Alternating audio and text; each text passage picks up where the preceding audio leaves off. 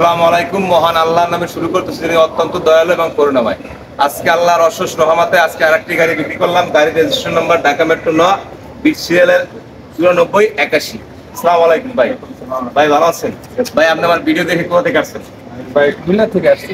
ভাই আমার ভিডিও দেখে কুমিল্লা থেকে আসছে। বাইকে যে আমি যে কথা দিয়েছিলাম যে কাগজটা ওকে দিব এবং মালিকানা দেবো, কিন্তু মালিকানা আজকে দিতে পারলাম না।